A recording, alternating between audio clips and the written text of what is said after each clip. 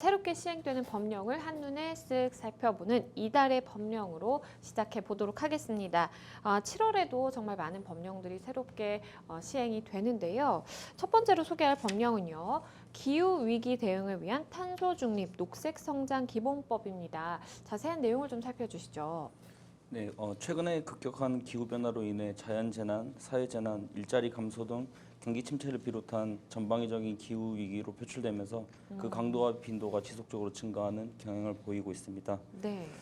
이에 법 제정을 통해 중장기 온실가스 감축 목표 설정과 이를 달성하기 위한 국가 기본 계획 수립 시행을 포함하는 기후위기 대응 체계를 정비하는 것, 그리고 녹색 산업 육성 지원하는 등 녹색 성장 시책을 포괄하는 정책 수단과 이를 뒷받침할 기후 대응 기금을 신설하는 것을 주요 내용을 하고 있습니다. 네, 말씀해 주신 것처럼 이 기후위기 대응을 위한 탄소 중립 녹색 성장 기본법이 7월 1일부터 새롭게 이제 시행이 됩니다. 그러면 또 소득세법도 일부 개정이 돼서 시행된다고 하는데요. 어떤 내용일까요?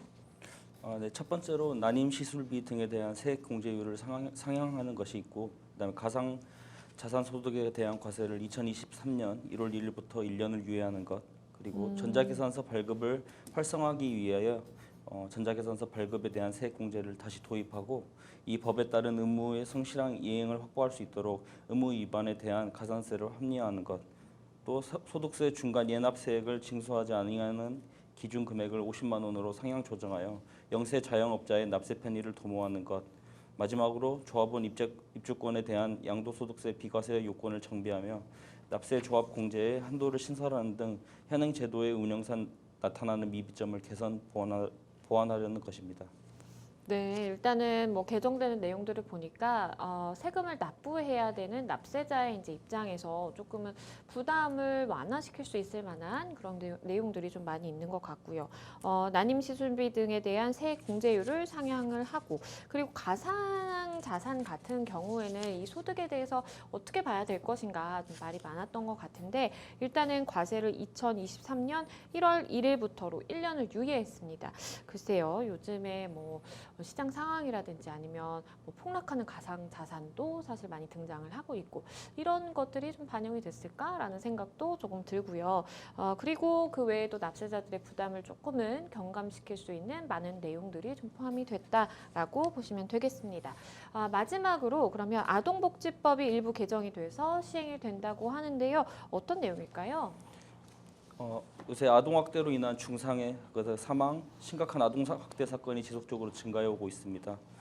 그간 아동학대에 대응하기 위한 다양한 대책에도 불구하고 우리나라 전체 아동학대 발생 건수는 2015년부터 2019년까지 2배 이상 증가하는 등 여전히 아동학대는 줄어들고 있지 않습니다. 이에 최근 사회적으로 문제가 되고 있는 아동학대를 예방하고 아동보호체계를 강화하기 위한 대책을 마련하기 위하여 학대 고위험군 아동을 예측하는 시스템인 이 아동 행복 지원 시스템의 구축 근거를 확보하고, 학대 고위험군 아동 정보를 토대로 하여 보건복지부 장관 및 시장, 군수, 구청장으로 하여금 양육 환경의 조사, 복지 서비스 제공, 그다음에 수사기관과 아동 보호 전문 기관과의 연계 등의 조치를 실시하도록 하면서 관계 부처 간 학대 고위험군 아동에 대한 정보 공유를 강화하도록 하는 것이 주된 내용입니다. 또한 그 가정 보호 원칙이 문제가 되는 경우가 많은데, 이를 개선하기 위하여 아동학대가 강하게 의심되는 피해 아동에 대한 조사를 위해 필요한 경우 보호자로부터 피해 아동을 즉시 분리할 수 있는 제도를 마련하고, 가정의 복귀 여부를 결정할 때 아동을 상담한 의사 등의 의견을 존중하도록 하며, 아동학대 행위자가 상담이나 교육을 받지 않는 경우에는 원 가정의 복귀를 취소할 수 있도록 하였습니다. 네, 말씀 주신 사항들을 이제 종합적으로 고려를 해보면 사실 아동학대 관련된 범죄들은 주기적으로 좀 사회적인 큰 이슈가 되는 것 같습니다. 그래서 아동복지법이라든지 일단은 아동학대를 좀 처벌할 수 있는 법률들이 있기는 하지만 뭔가 좀 촘촘히 다듬어 가고 있는 과정으로 좀 느껴지기도 하는 것 같고요.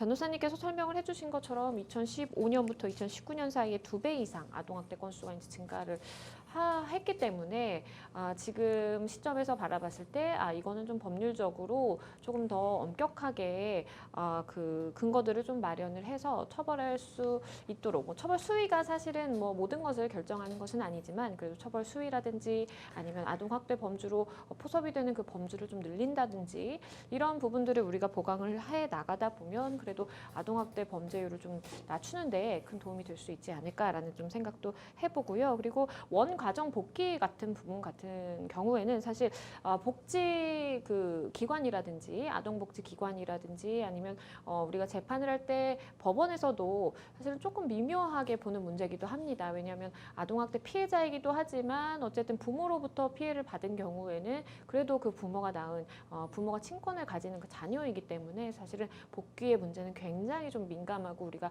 신중하게 접근해야 되는 문제이기는 한데 일단은 아동학대 행위를 한 사람이 이제 부모라는 가정을 해봤을 때 그 부모가 적절한 심리적 치료라든지 교육이라든지 이런 의무를 다하지 않으면 충분히 원 가정으로 복귀시키지 않을 그 근거도 좀 마련을 해두는 것 같습니다. 그래서 다양한 방식으로 좀 아동학대를 방지하기 위한 그 노력들을 기울이고 있다라고 좀 이해를 하시면 될 것 같습니다.